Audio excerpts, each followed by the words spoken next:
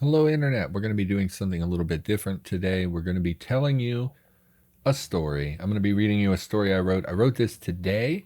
Normally, I have a little bit more turnaround time, but it's, what is it, October 29th, and I wanted to get a story out for Halloween. Yeah, it's called Hagstones. I was 10 and my brother Adam was 8.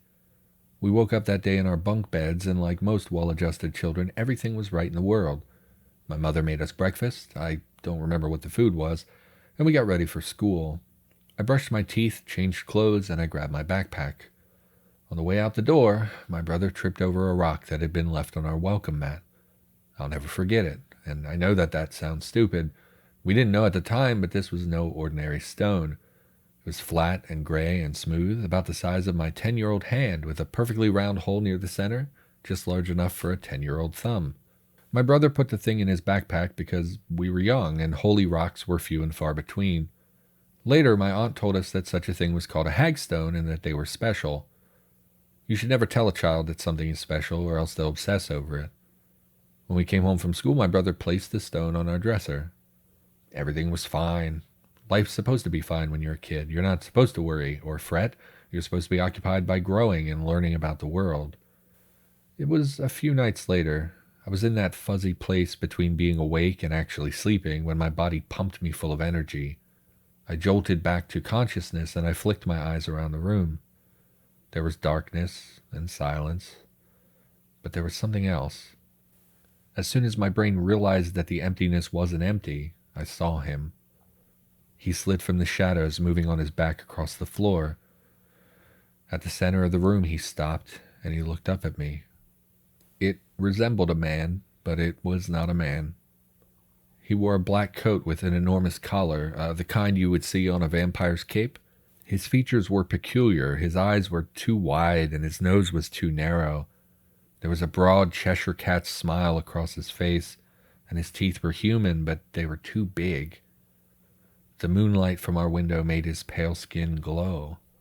He said nothing. His eyes were locked on mine, and he stared at me. "Do you see it?" my brother asked in his small voice. The man's gaze snapped down to the lower bunk, his head tilting slightly like a dog. "Yes," I answered, filled with terror. The smiling man did not look back at me. I cried out for my mother, and yet I made no sound. An eternity passed, my tiny body terrified to the point of paralysis.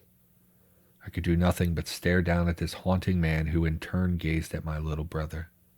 The darkness swarmed around him. It looked like the shadows wormed their way in and out of his skin, and it was like they were a part of him. He wouldn't look at me anymore. His eyes were fixed on the bunk below. I didn't realize at first that I was wetting myself. The warm liquid was hot and sticky against my stomach and thighs. Enough time passed that my urine grew cold against my body, and then Adam screamed, sharp and loud in the silence of night. His piercing cry freed me from my prison, and I found that I was screaming too. Our parents were fast. They were in our room in a matter of seconds. The lights came on, and I found that the smiling man was gone. It had just been a dream, my little mind rationalized. When you're a well-adjusted kid living a well-adjusted life, your parents are like gods. Their arrival meant safety and comfort. My mom, she soothed us, and I stopped screaming. Adam didn't stop.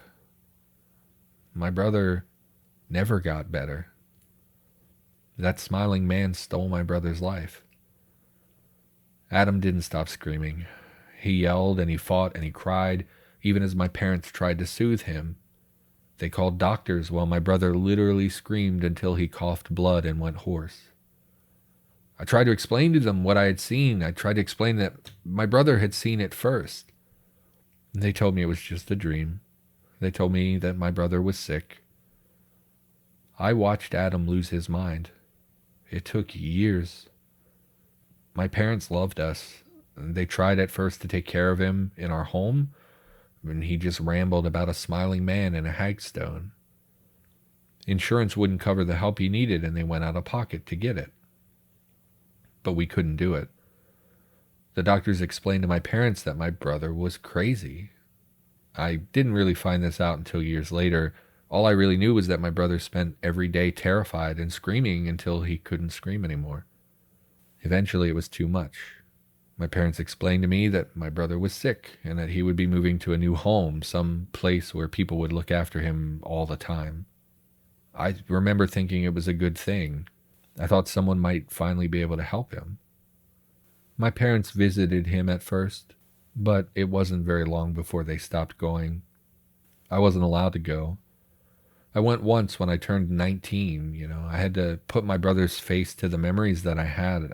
I thought I was older and would be able to understand. They had him drugged out of his mind. They told me when I showed up that he wouldn't be able to talk to me and he wouldn't even know who I was. I sat with him for a while and just watched him stare, his whole body trembling. He was still terrified. I could see it on his face. "Adam," I said, hoping he might look at me, but he didn't. His eyes were focused on something that I couldn't see. "I love you," I told him, and then I left. I remembered the smiling man, and I knew that he was still torturing my little brother. There was nothing I could do about it. I never meant to abandon my brother. Time has a funny way of creeping up on you. I put Adam out of my mind, and I went to college. I met my wife. I had children. I left my brother alone, and I almost never thought of him, but it was never my intention to forget him. Then one day I came home to a beeping answering machine. It was a message from his care facility. After 2 decades of terror, Adam had finally died of a heart attack. My brother had no possessions. We had a funeral for him, but really people only attended out of a sense of respect for my parents. My life had kept going after the smiling man. I'd gone on to have friends and a family, but my brother died alone, and no one really knew him. Every aspect of my brother's life was a tragedy. But again, time began to pass, and that ache and guilt surrounding Adam's death slowly began to subside.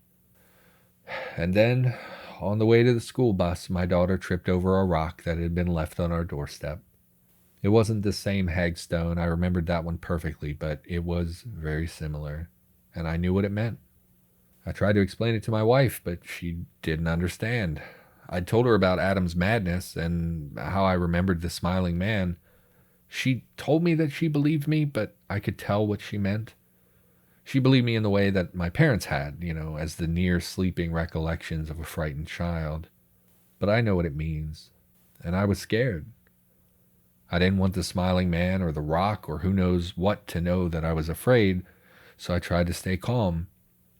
As slowly and smoothly as I could, I smashed the rock with a hammer and scattered its dust in a creek. I threw it over a bridge more than 40 minutes from my house, and I only did it after my children had gone to school. My son and daughter have their own rooms, but they're young enough that I was able to convince them that we should all sleep together around the couch.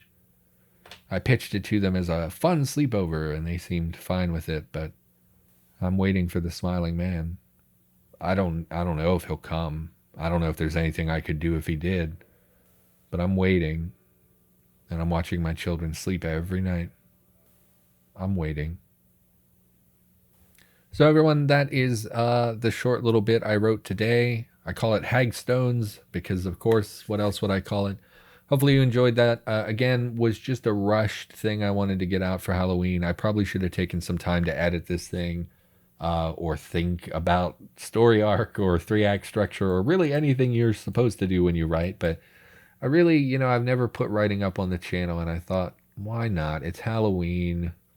Write something, dummy. So yeah, hopefully you enjoyed. I don't know if we'll ever do more stuff like this, but and I'm not a voice actor, so hopefully that came out okay. But yeah, I don't know if we'll do this again, but hey everybody, thanks for watching. Hopefully you enjoyed this little brief story here. And yeah, I'll see you next time.